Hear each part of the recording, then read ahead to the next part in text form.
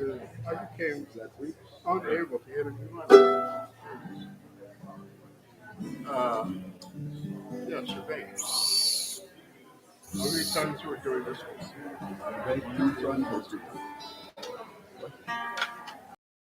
Do it until 2 o'clock. Okay. Or thereabouts. 12 times a day. So at 2 o'clock we'll hit a choking farewell. Get everybody in a good mood.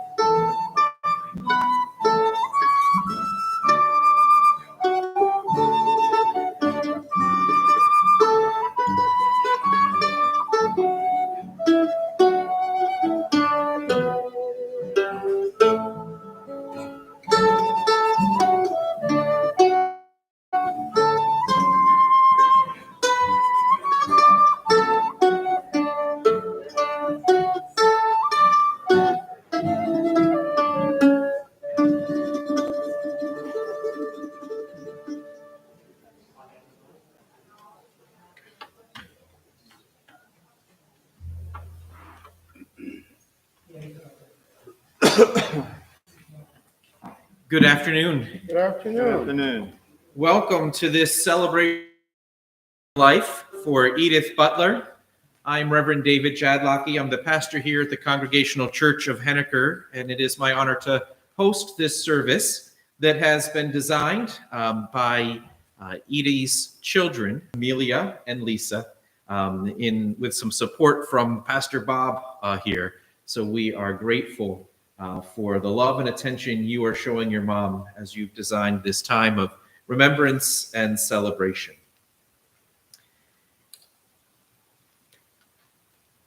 Let us be in a spirit of prayer. O Holy One who creates and recreates us, laughs with us and weeps with us, source of all love who walks with us each step of the way, carrying us when our strength fails. We gather today to celebrate and to remember Edith May Butler. While time has passed since Edith left this human world and entered into the realm of love and peace, still the grief of her loss remains, especially with those who loved her and were loved by her. So we ask that you would move in and around us today, bringing peace, comfort, and grace to all who are in this place. As we gather to remember and say goodbye to Edie, help us to see through the veil of continuing.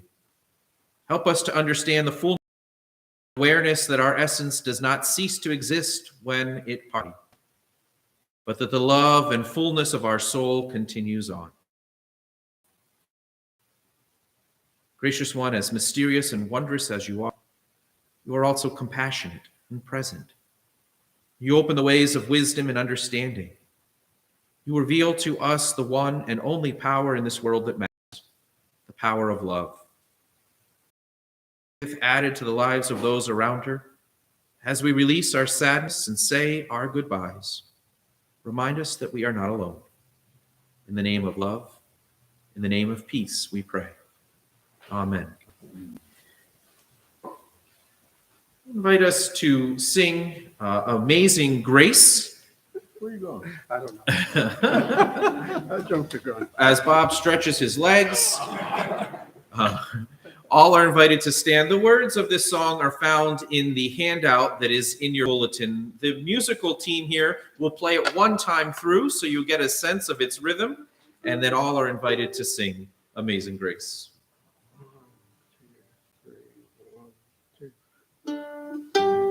Please stand up.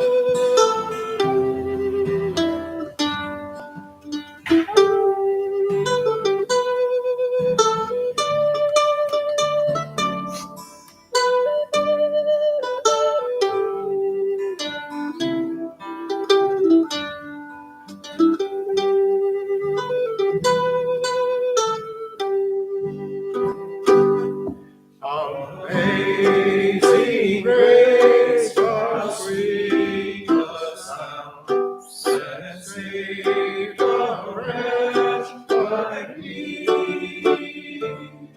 I once was lost, but now I'm found.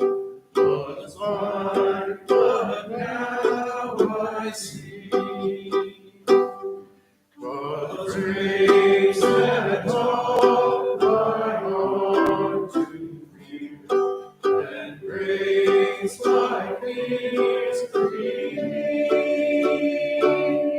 How precious is that grace appear, beyond my earthly need. Many dangerous roads and snares I have already known. These graves that brought me safe thus far, and grace will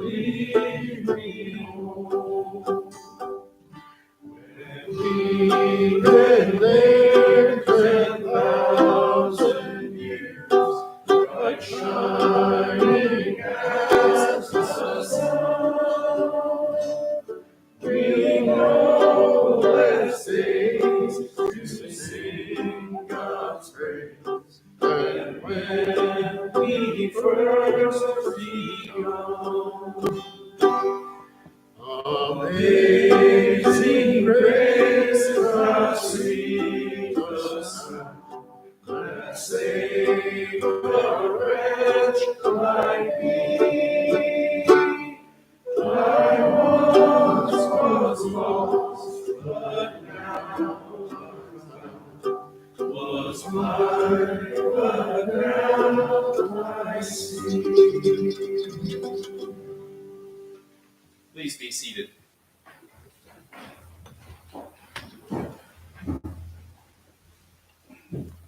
Please be seated.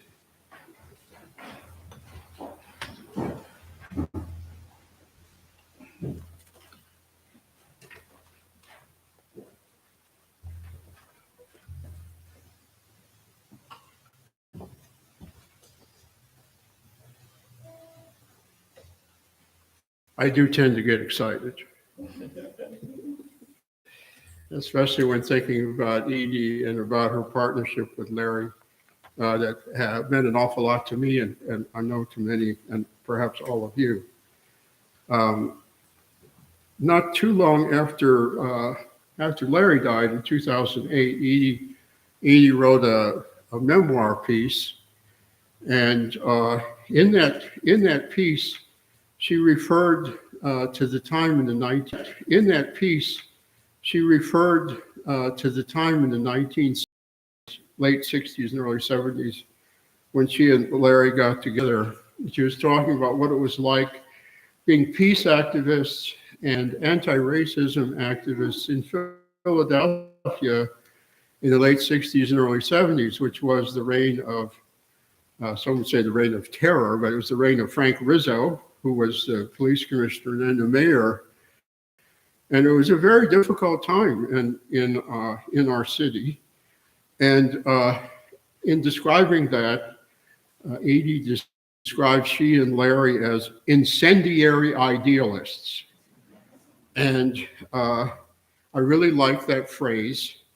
It was partly the incendiary idealism of Edie and Larry that led to me going to seminary and somewhat to my surprise, becoming a Lutheran pastor. I had spent most of my late adolescence being a hard-drinking, hard-loving, dope-smoking, acid-tripping. I had spent most of my late adolescence being a hard-drinking, hard-loving, dope-smoking, acid-tripping, wannabe hippie, hairy-headed hippie. And I think it kind of startled Larry and Edie when I showed up on their doorstep one day and said I was going to the seminary. But it was their influence that led to that, a large part led to that redirection of my life. And I think that we're living in a time right now when there's room in our world for incendiary idealism. And I would like to sort of invoke that as we kind of start our sharing time today by trying to read. I'm going to try to do justice to a poem by Ada Limon, who is a Mexican-American poet who since 2022 has been poet laureate of these United States. She wrote a poem that expresses somewhat of the essence that I feel relates to Edie and to this occasion. And it goes like this. The truth is, I've never cared for the national anthem. If you think about it, it's not a good song. It's not a good song. It's too high for most of us with those rockets, red glare, and then are the bombs, always bombs. Always, always there is war and bombs. Back once, I sang it at homecoming and threw even the tenacious high school band off key. And what of the stanzas that we never sing? Like the third stanza that mentions no refuge could save the hiring and the slave. No refuge could save the hiring and the slave. Perhaps the truth is that every song of this country has an unsung third stanza, something brutal snaking underneath as we blindly sing the high notes with a beer sloshing in the stands, hoping our team wins. Don't get me wrong. I do like the I like the way it undulates in the wind, like elemental. I like it best when the flag is humbled, when it's brought to its knees, when it's clung to by someone who has lost everything, when it's not a weapon, when it flickers, when it folds up so perfectly that you can keep it until it's needed, until you can love it again. With the song, when the song in your heart feels like sustenance, a song where the notes are sung even by the ageless woods, even by the short grass plain, even by the Red River Gorge, that parcel of land, that fistful of land that has been left unpoisoned.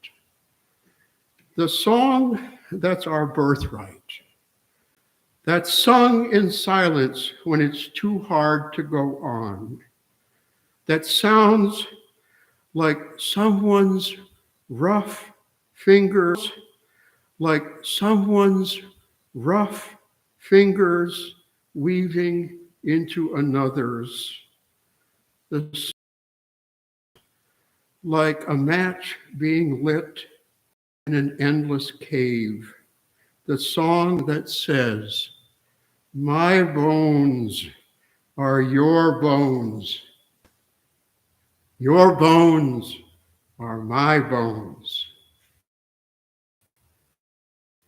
And isn't that enough?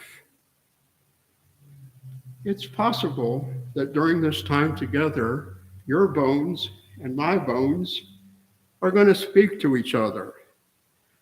May our bones be moved to reach out for that song that is our birthright, that each other.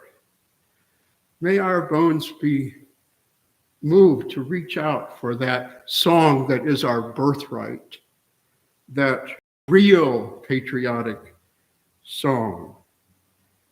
May we rejoice in having known our mother, our sister, our cousin, our friend, our sister, our cousin, our friend, our grandmother. May we shed a tear if a tear needs to be shed. May we laugh. May we celebrate a life that has been well lived. Thank you for listening, and I hope that we find our bones whispering to each other, and that maybe we come away from this rejuvenated in that incendiary idealism. Amen? Amen. Amen. Thank you.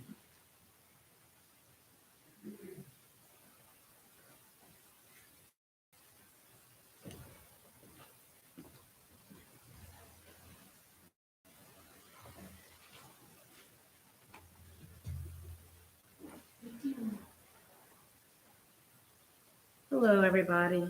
I'm just going to read the obituary real quickly. It's in your program. Edith May Butler was born April 11th, 1943 in Philadelphia, PA to Gertrude and William McRae. Oh, sure. Get your face right. Is that better? Better? Testing. Does it move, Dave? Testing. Okay. Okay. Speak real loudly so it'll get you. That's not me. Okay. Edith May Butler was born on April 11th, 1945 in Philadelphia, PA to Gertrude and William McRae. Edie graduated from the prestigious Girls High in Philadelphia and earned both her bachelor's and master's degrees in English literature from the University of New Hampshire. A natural-born teacher, which she was always correcting my grammar. She was an English professor at the University of New Hampshire, UNH Manchester, and the New Hampshire Technical Institute. In earlier years, Edie worked for the Concord Women's Health Center, the Yankee Book Peddler, and New England College. A dedicated peace activist, she advocated for equality and inclusion throughout her life. Edie was active in the Henniker Peace Group, the Afro-American Historical and Genealogical Society of New England, the Concord Feminist Health Center, and spent many years with the Portsmouth Black Heritage Trail. Edie loved to garden, read, watch her beloved Red Sox. I think of her every time I watch them. Where was I? Her beloved Red Sox. And taking neighborhood walks with her dog Bear. Edie leaves behind daughters Lisa Zimmerman and Amelia Parrish, and grandson Asa Lamar of Henniker and H, and brother Evan McCrae of East Orange, New Jersey. She is predeceased by her longtime partner Lawrence Parrish Jr. and her mother Gertrude. And then I have a real quick poem I was going to read that Edie wrote. It's very short. It's pretty moving. So it's called Second Sight. She said, "I was married once at 18. The Christmas tree still up. My dress, Strawbridge's winter white, dreaming against my dark skin. The gold band luminous as my grandmother's, a winter wedding with a dress from Strawbridge's basement, question mark. Love was seeing through another's eyes, even too late."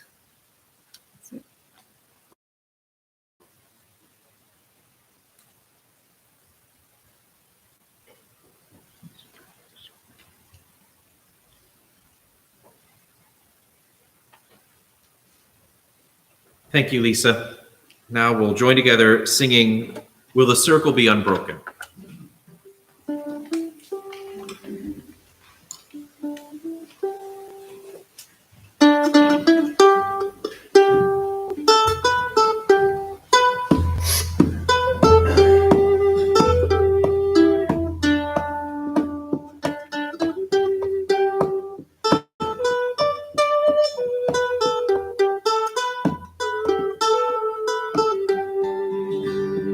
I was standing by the window of a cold and cloudy day when I saw the first rolling over carry my mother away.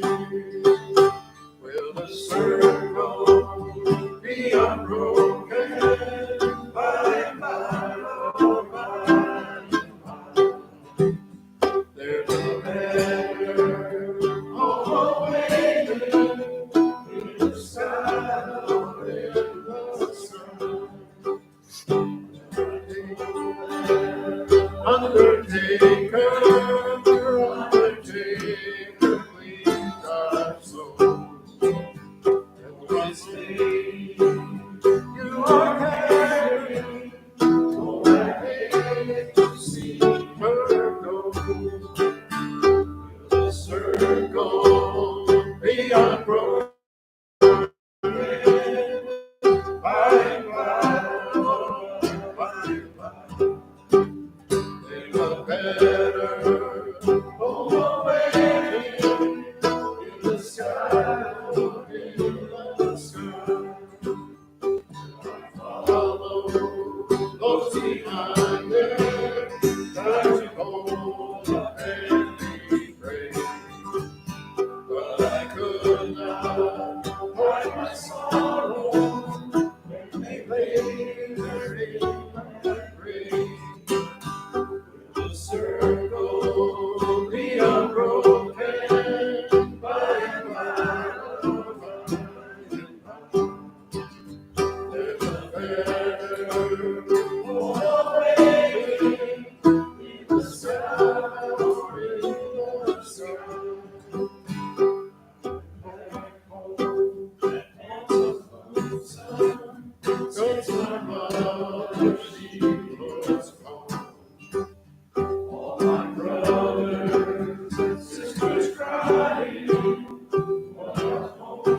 so sad. Will the circle be unbroken by and by?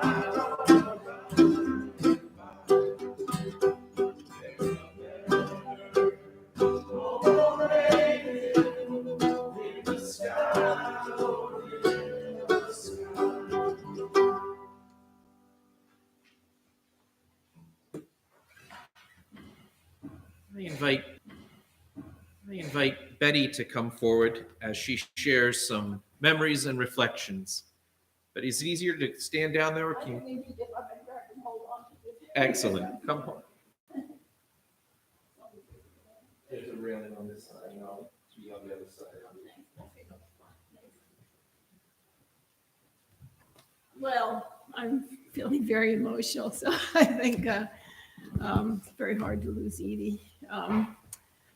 I was trying to put this together and talk about memories of Edie, and I had such a hard time making it eloquent, making it feel balanced, capturing the serious parts of her and also the fun parts of her. And I finally just have to accept that I don't have the way with words that Edie has.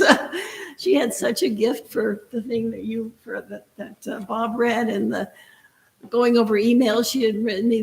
She just said things with such elegance and exactitude. Anyway, it was almost 60 years ago that I met Edie. We both were new mothers, had little babies, and here's the little baby right there. And mine tried to come but couldn't. And I was a nursing mother's advisor, and I went to give her tips on breastfeeding. And we became friends. It felt like instantly. She lived in my neighborhood, and my memory is that we were just good friends from that moment on. And one of the benefits was you became embraced by her whole family. So Big Mom Gray became a very important part of my life also. And I just felt in some way I was part of that extended family. I've always felt that seeing Edie was in some way like coming home. She was a very there kind of person. When you were with her, you just really felt you were with her. She was fun. She was comfortable.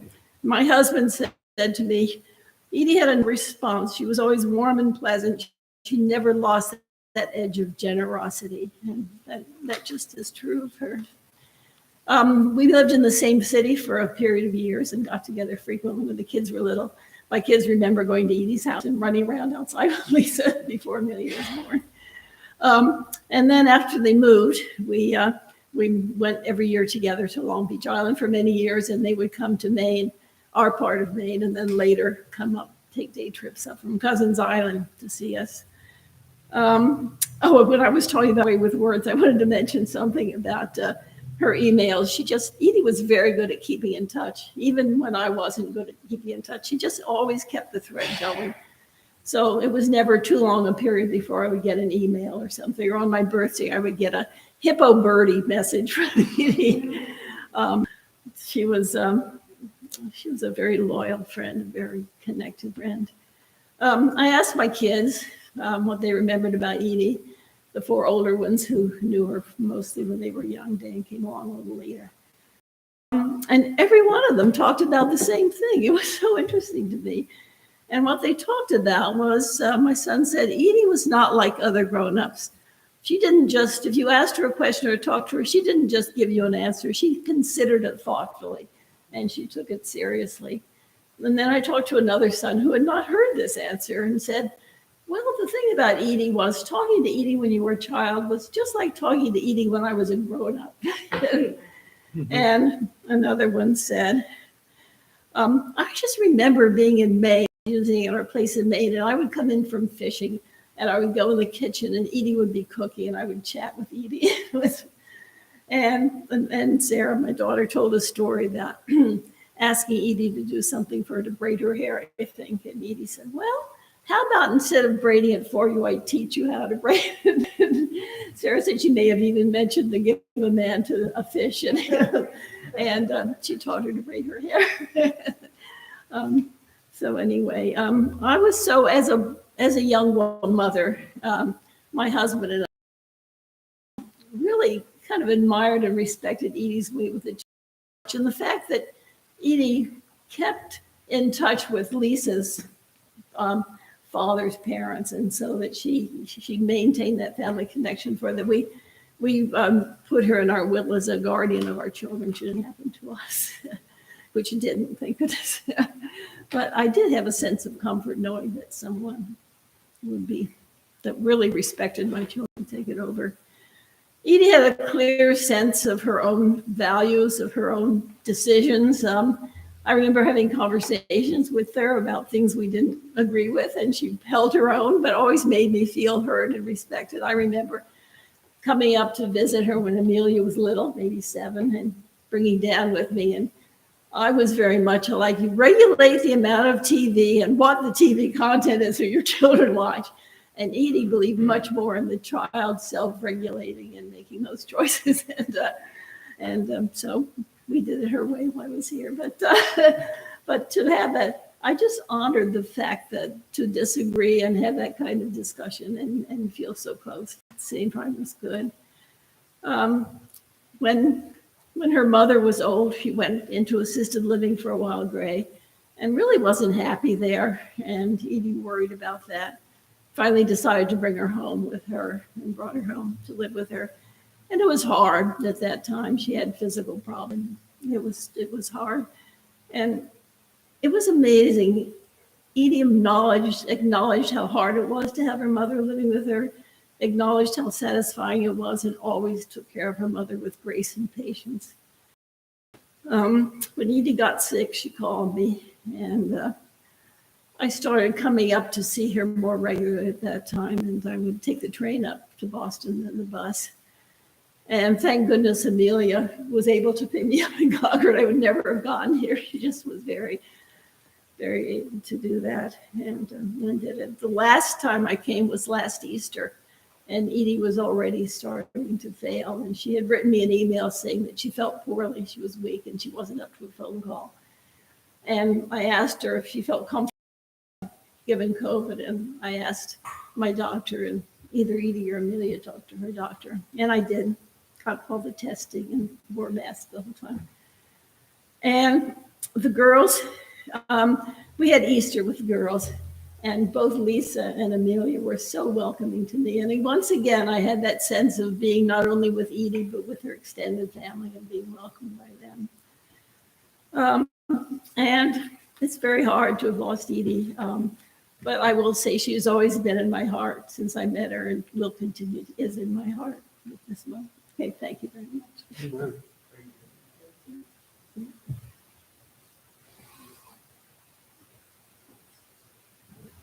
Oh, I wanted to say something about Bear. Because the thing that I read the thing about walking Bear. I remember running after Bear. Bear would be in the house. Bear would escape. He would go charging after Bear. I would go with her. We would eventually find Bear, and then we would walk Bear.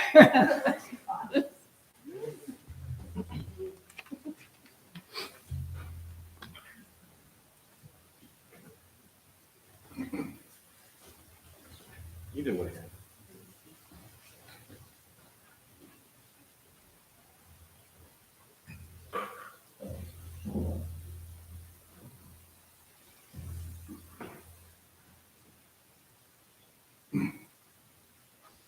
Hi. I'm Evan McCrae. I'm Edie's younger brother. Edie was 2.5 years older than me and held it over me for many years.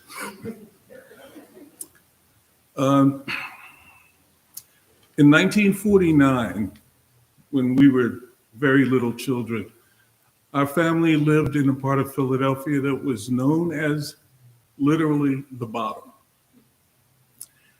And a memory of that, but we were fortunate enough to move a little farther west into a place in 143rd Street, small house at 4 Third Street, small house at 4 tiny little bedrooms, a coal burning furnace, 1 bathroom that had a tub, a toilet, and nothing that looked like a sink or a shower fixture on the wall. And in the beginning, there were a lot of people in that house.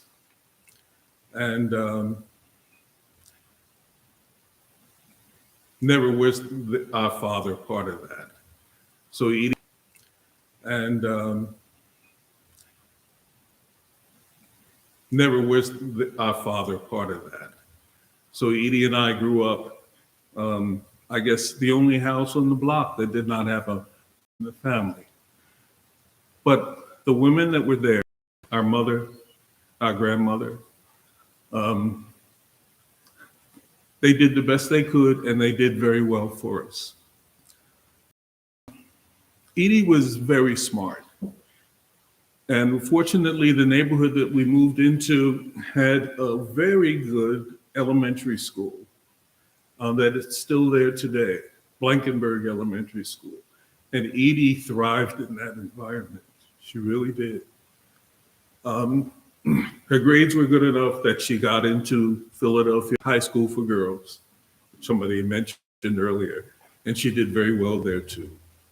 And the change of environment in meeting other people of different colors, different races, different backgrounds, just fed into Edie and helped her spread her wings, help her learn to meet with and get along with everyone. And you here today are witness to that. Spreading her wings and learning to get to know other people, she also met some people who were not the regular part of what you would expect to see in Philadelphia. And as the principal of the high school, or girls' high school, said, he was not happy with that hippie element coming into the school. And Edie was definitely part of that element in her early years. And she went off to NYU, didn't stay long because love, marriage, and motherhood intervened. And as also was mentioned, after the marriage fell apart, Edie found herself having to deal with Philadelphia in a changing world and at changing times, and the Nazi element of Frank Rizzo. Philadelphia was not a nice place to live back in those days. And I can attest to that, being a Black man living in Philadelphia and being stopped constantly by police for no reason whatsoever. Edie wanted something better for herself, her daughter, and fortunately she found some land in New Hampshire. She came here. She widened her world, touched all the other people that she ever met, and she touched all the other people that she ever met, and she became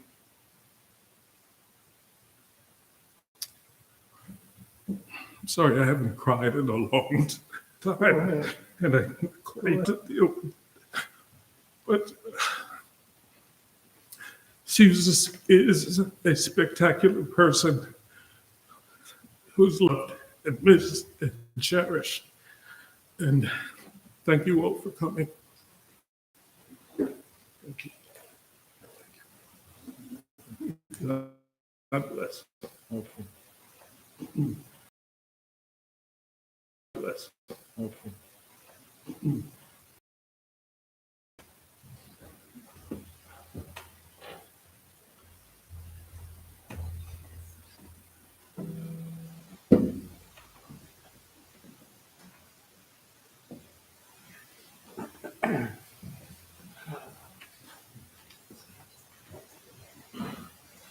Hi, I just forgot to mention that the artwork in the front here, the floral artwork, are Edie's plants and flowers, two of her favorite plants and flowers that were done by our good friend Debbie Horsting, who was an amazing artist, obviously. She could not be here because she's very sick herself with cancer right now. So she sent the pictures for us to display. So I just want to let you guys know that that's what that's about, and that this was done in appreciation of Edie's love for gardening and just growing.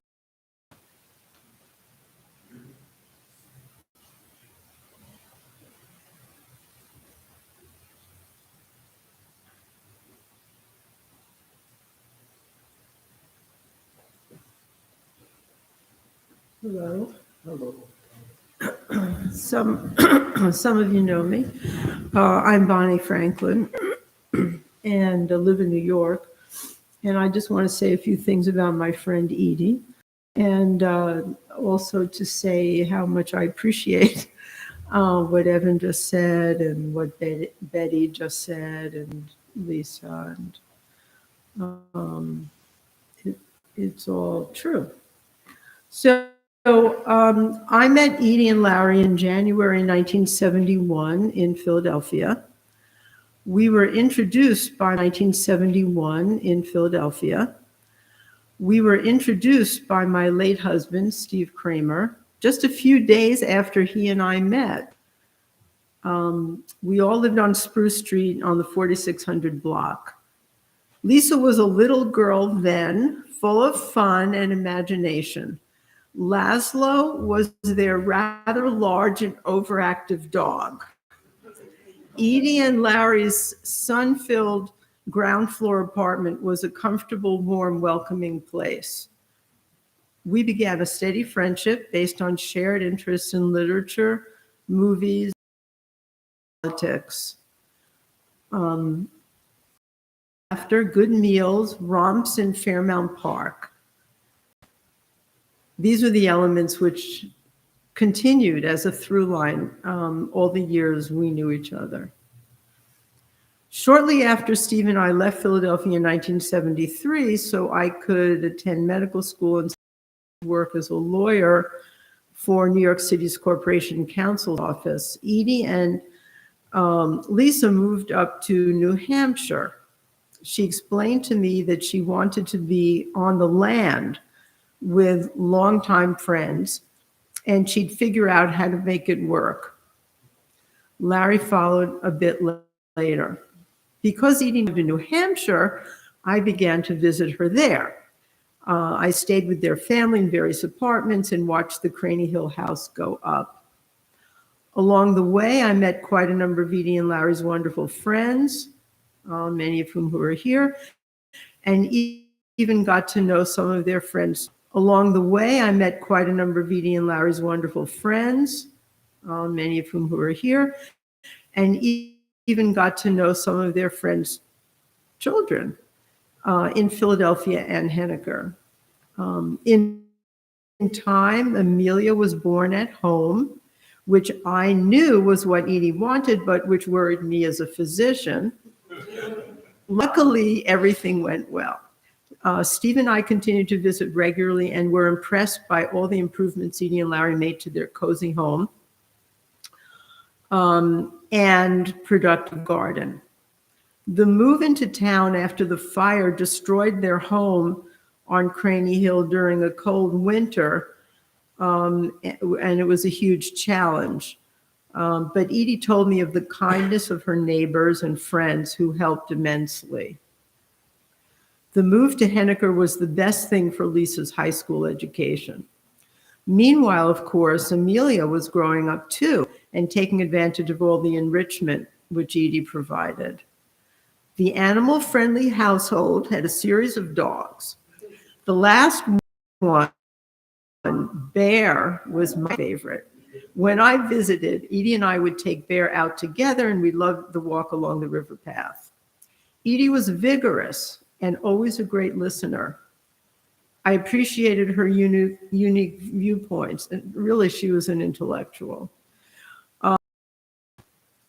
When there was a memorable snow, Edie managed to return to Henniker the day that Boston had that record-breaking snowstorm. I was not so lucky and was marooned in our hotel an extra day waiting for Amtrak to clear the tracks. My children also loved Edie. They visited her and Larry with and without me. Edie hosted my youngest son Alex's band while they were on a New England tour. She also hosted wife Sarah and daughter Mira when they stopped by on their way back from a vacation. My daughter thinks the world of Edie, and They were all heartbroken when Edie died, and making it even worse. They were all heartbroken when Edie died, and making it even worse was that she died of myeloma, the same disease which killed their father 7 years earlier. I knew multiple myeloma was not curable. At a distance, I tried to monitor what Edie's treatment was, and to reassure myself that she received the best, everything they could to help Edie. It was terrible to see her lose weight and stamina. I knew things were serious when she didn't plant her vegetable garden. She kept working at her jobs teaching college students, and she loved her books. We talked about books every time we spoke. I was glad that I had the rare opportunity to attend one of Edie's classes at college in Concord. I saw that she had a gentle way of coaxing the students into participating in the class discussion and made them feel that their ideas were valued. Her curriculum introduced the students to African American writers, most of them probably never heard about. So in her own way, Edith educated much more than knowledge about reading and writing, but opened up her students' minds. We all have many, many stories of wonderful times with Edie. These are just a few of mine, and I miss her very much. Thank you.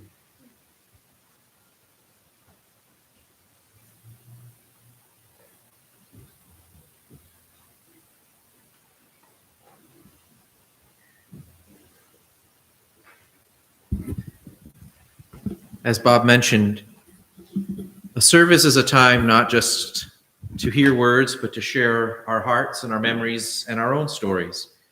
So Lisa and Amelia would invite any who would like to share a memory of Edie to do so. I have a portable microphone that I'll bring to you rather than you needing to make the trip up the steps. So if you would like to share a memory, simply raise your hand and I will come to you.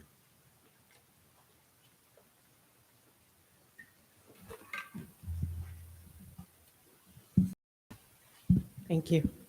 Hi, I'm April Butler. I am Edie's first cousin. Although at our meetups at Big Mom's house, Lisa and Amelia were probably my play dates. But I remember Edie as always being intentional. She was intentional in her activism. She was intentional with her friendships and mostly her family. She was very intentional. She always made sure we felt loved, seen, heard. I was doing okay until Cousin Evan got up here. She was an amazing human being. She made time for everyone.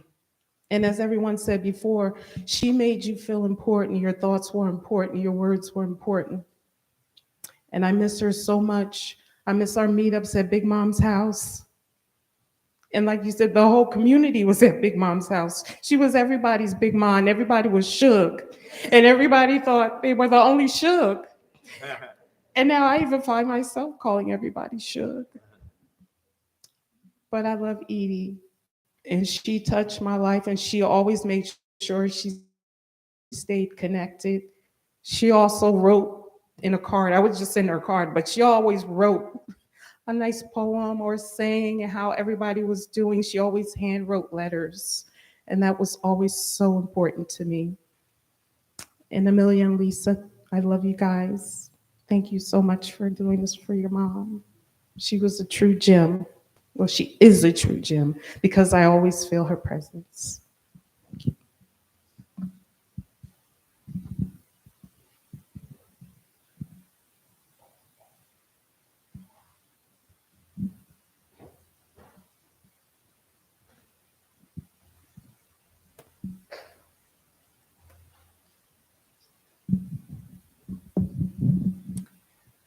I'm Leslie Paul.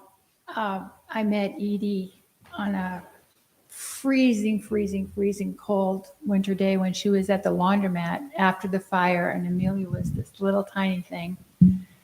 And from there, I can't exactly remember how our friendship developed, but we had these three little girls.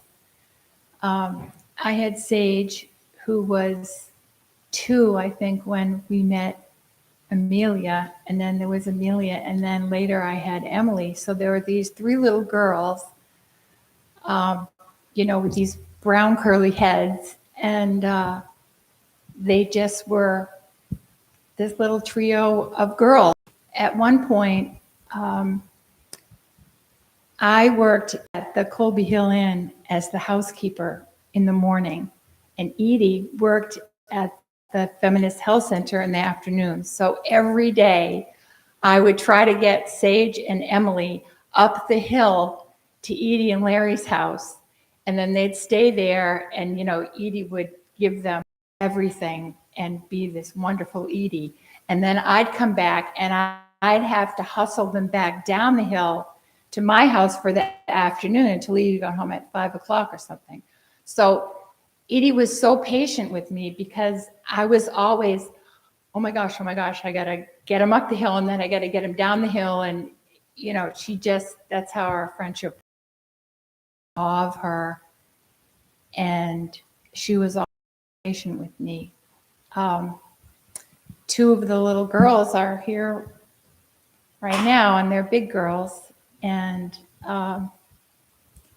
they have been lifelong friends, sometimes adversaries. These 2 girls had babies 5 days apart, I think. So it was a wonderful, wonderful relationship with all the women in our family.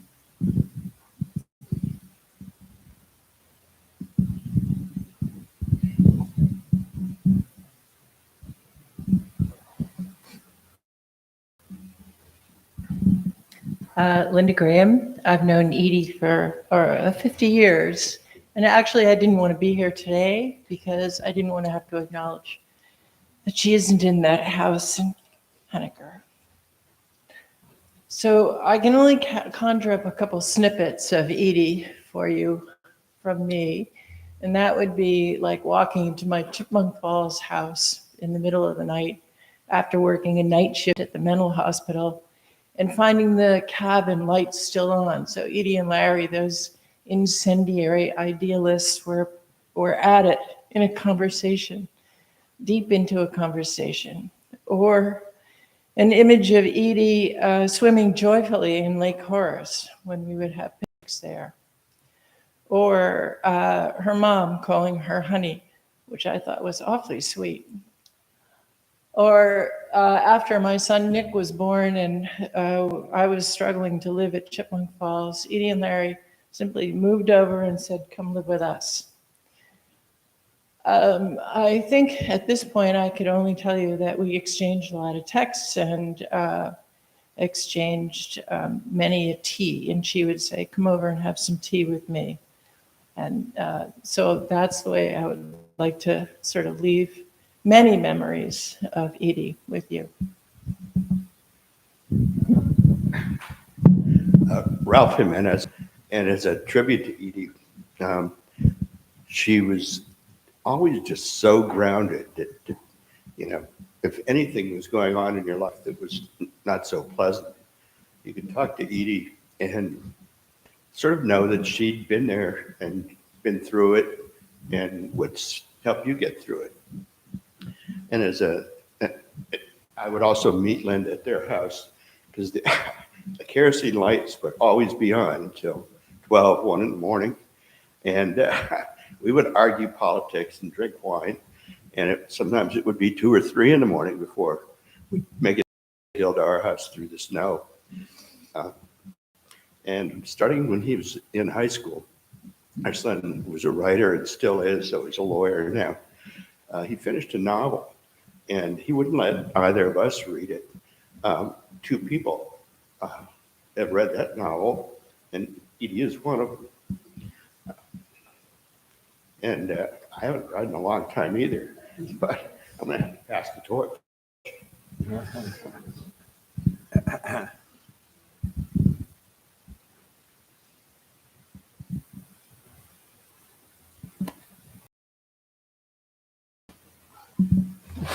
Did you want to? Barbara's son has to speak. We got to turn. Thank you very much. My name is Michael French, and I remember vaguely when Larry and Edie moved down from Chipmunk Falls to Fairview Avenue. It was so long ago, you know, it's a little vague, some of the memories, but it didn't take them long to become among my mother's best friends and certainly her best neighbors, among her very best neighbors. And for that, my sister and I are very grateful. And Edie was so special. My mother and a few others here, Jack Bopp and Sue McKevitt, Tom, myself, formed a group called the Henniker Peace Community. And, we talked about all kinds of serious issues, very passionately, heatedly. And Edie, it was amazing. She was passionate, but I don't ever remember her really getting angry about anything. And her mind was crystal clear and sharp, and her understanding of the issues was just amazing. And she could speak in such a way that she shed a tremendous amount of light on any issue that we were talking about. But she chose her words really carefully. She didn't say a lot, but what she said you wanted to hear. And so those were beautiful times in my mother's living room with all you good folks. Yeah, I think that's the main thing. Edie was just such a wonderful person, so loyal, so kind to my mother, Barbara French, and we're forever grateful to her for all her kindness and love. And she is missed greatly.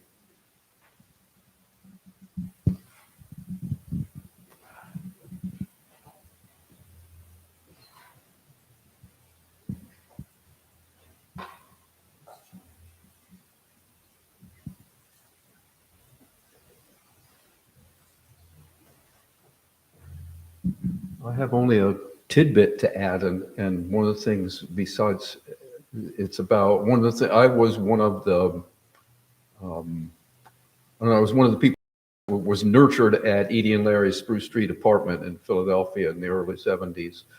And one thing I always remember about Edie is her wit. And I'll give you an example is we were watching Philadelphia 1970 Philadelphia Folk Festival on TV, possibly under the influence of controlled substances. And we were watching and the Bluegrass Boys, and all of us were just blown away by the wonderful music and the incredible skill that these fellows were displaying, and just watched it in total silence. And then when they finished their act, Edie shook her head and said, "If only they didn't all look like Southern sheriffs." Love it.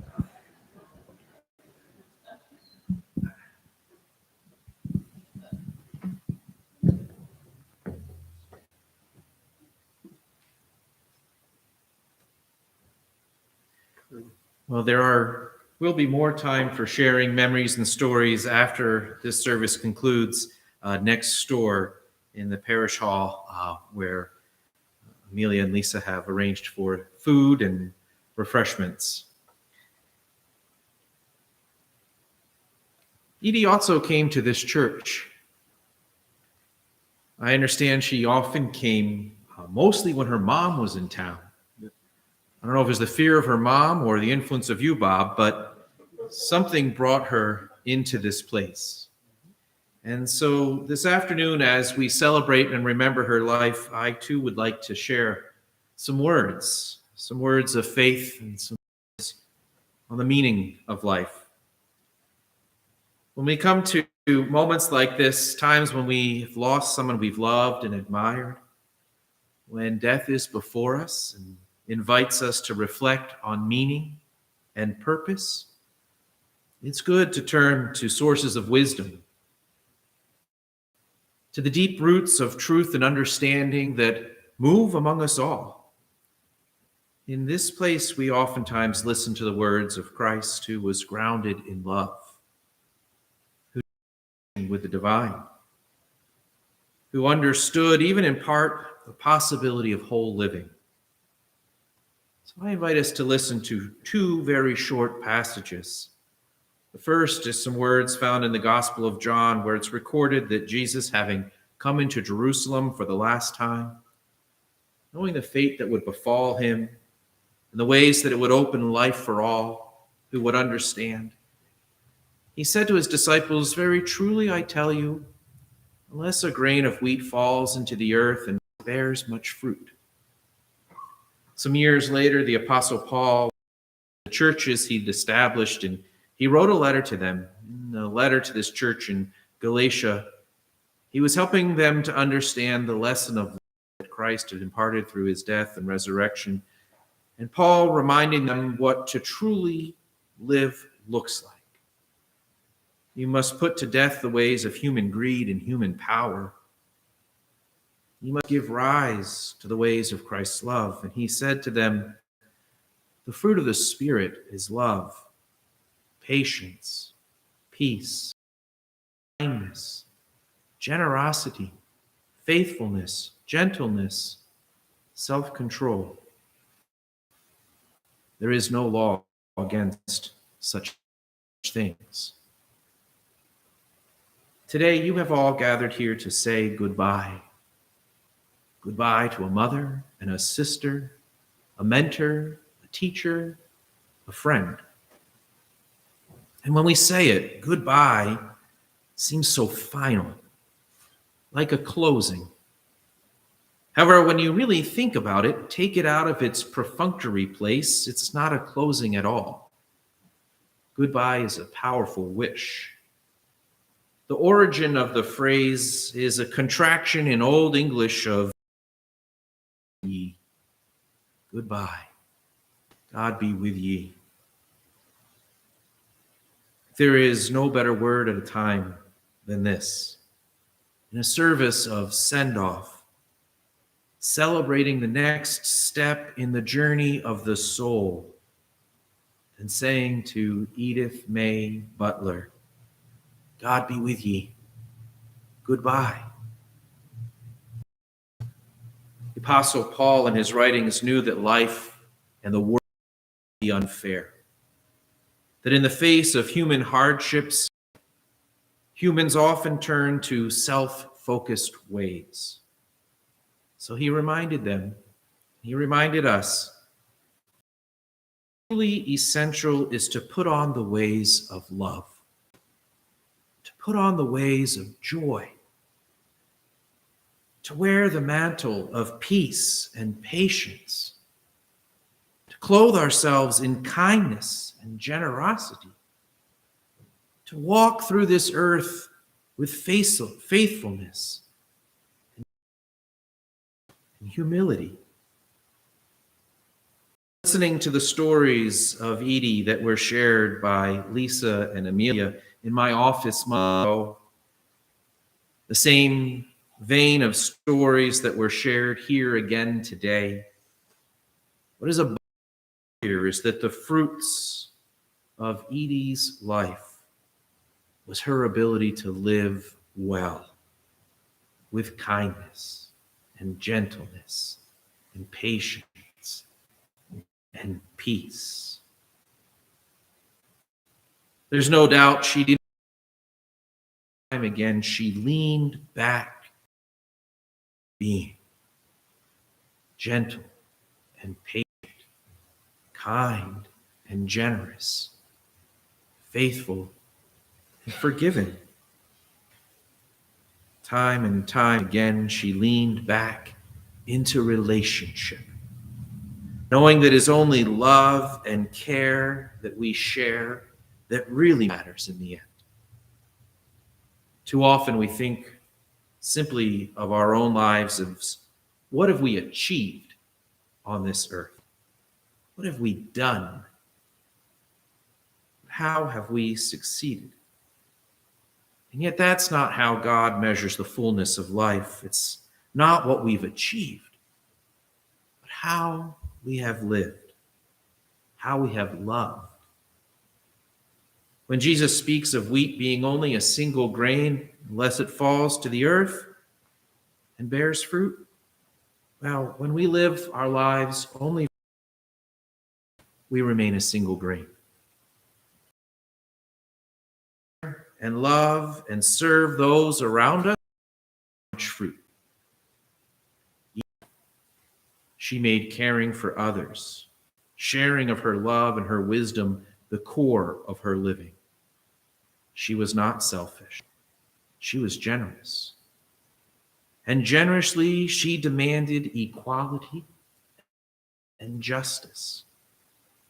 Generously, she demanded a society that did not tend to the powerful and the elite, but to the all people, that all souls, that all who walk this earth will know peace and fairness and joy and love.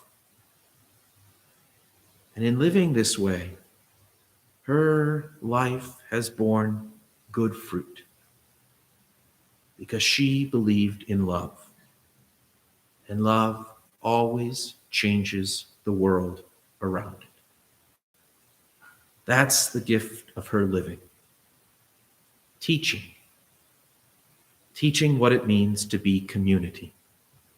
Teaching what it means to love one another. So my day is that as you leave this place, you will be that kind of community. A kind of community that is molded on love. A kind of community that is molded on compassion. A kind of community that is molded on peace. Be that community to this world and to each other. Share gentleness. Share love as Edie would share them with you. She blessed you. She blessed you in her unique and special way of being. And that blessing is meant to continue on. That you will be a blessing to those around you when you live as she taught you to live. When you love as she taught you to love. So today you know sorrow, and today you feel sadness, and today you remember her, and today you say goodbye. And the loss may be heavy, and the pain may be real. Find comfort in knowing this does not last forever.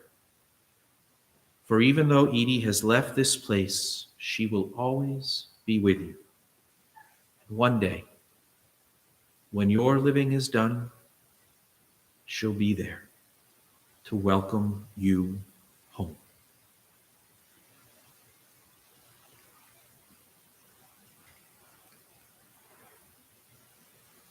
I invite Sue and Tom to lead us in an honoring song from the Lakota Nation.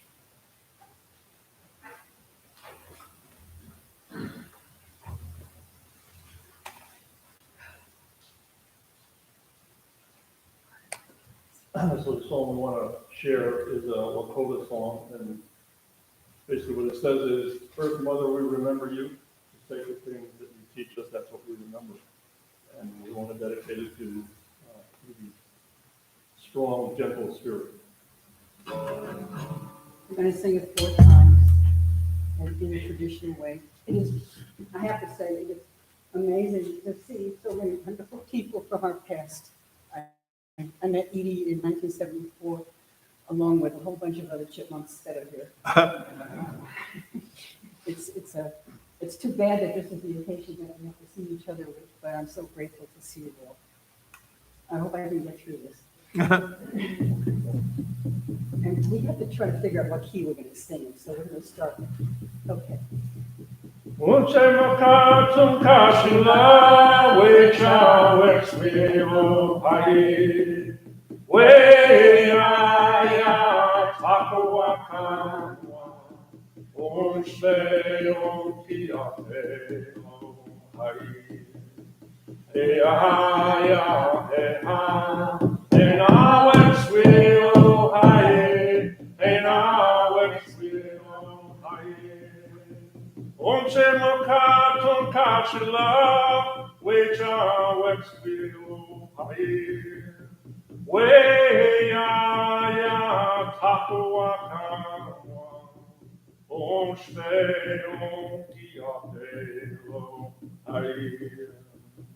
Ya eha, ena wexvilo hai, ena wexvilo hai.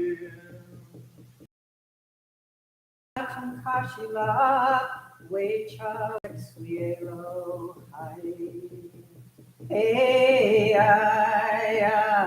Tahuakan, Unshpe, Ukia, Hey, and how Exuero, and how Exuero, Oceano kato kashila, wecha wexwilo ai. We ya takwa kanwa, onshpe onki ape ai. Ya na wexwilo ai, na wexwilo ai.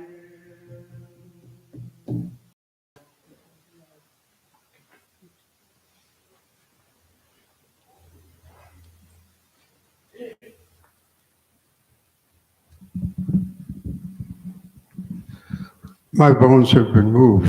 My bones have felt your bones. Thank you for the wonderful sharing and for this. I feel like my incendiary idealism has been reignited. And I'm grateful to all of you and to Edie, who's the reason for us being here, and Lisa and Amelia and the family. I live under the influence of a non-binary granddaughter. And I'm going to try to say an old Irish blessing using appropriate pronouns. May the road rise to meet you. May the wind be always at your back. And may the Lord, whoever you know the Lord to be, hold you in the hollow of their hand. Amen. We're going to sing one more song, This Land Is Your Land, which has some pretty radical words. So be careful, you might be corrupted.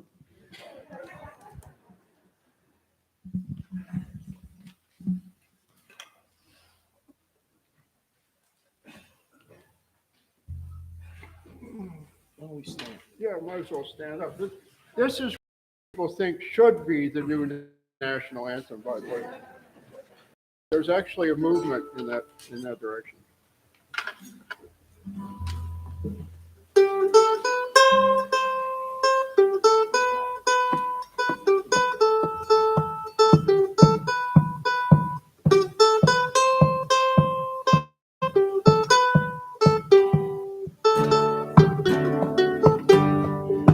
This land is your land, this land is my land.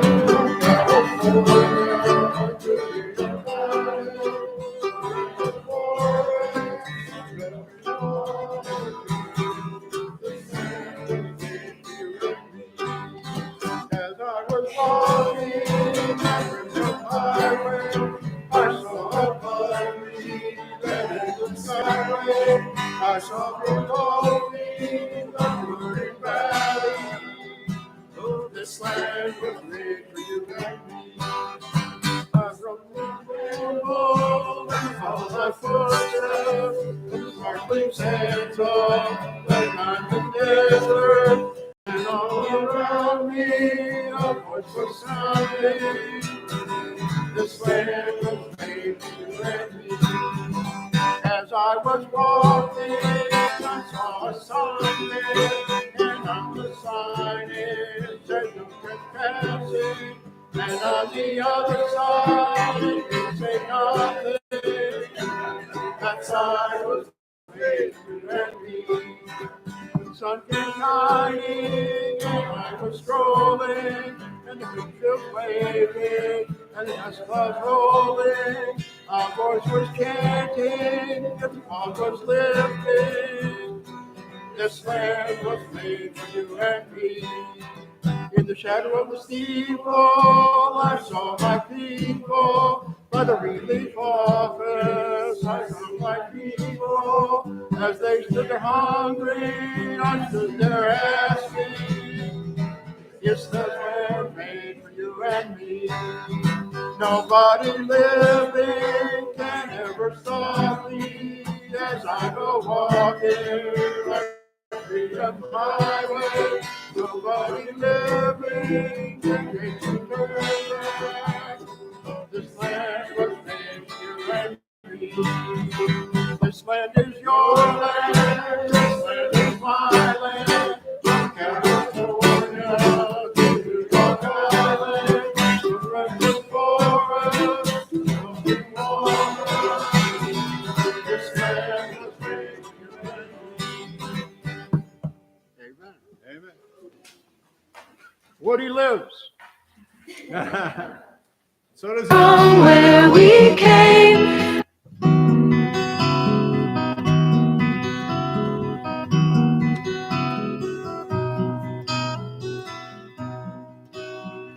Yesterday, I came out to wander, caught a dragonfly inside a jar. Fearful when the sky was full of thunder, and tearful at the falling of a star. And the seasons, they go round and round, and the painted ponies go up and down. We're captive on a carousel of time. We can't return, we can only look behind from where we came, and go round and round and round in a circle again. Then the child moved 10 times round the seasons, skated over 10 clear frozen streams. Words like, when you're older, must appease him, and promises of someday make his dreams. And the seasons, they go round and round, and the painted ponies go up and down. We're captive on the carousel of time. We can't return, we can only look behind from where we came, and go round and round and round in the circle again. 16 springs and 16 summers gone now. Cartwheels turn to car wheels through the town, and they tell him, take your time, it won't be long now, till you drag your feet too slow, the circle's down. And the seasons, they go round and round, and the painted ponies go up and down. We're captive on the carousel of time. We can't return, We can only look behind from where we came and go round and round and round in a circle again. So the years spin by, and now the boy is 20. Though his dreams have lost some grandeur coming true, there'll be new dreams, maybe better dreams, and plenty before the last revolving year is through. And the seasons, they go round and round, and the painted ponies go up and down. We're captive on the carousel of time. We can't return, we can only look behind from where we came and go round and round and round in the circle again. And go round and round and in a circle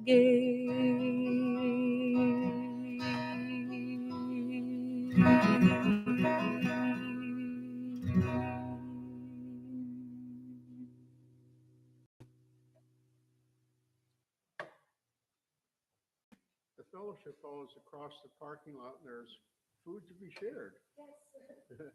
Yes.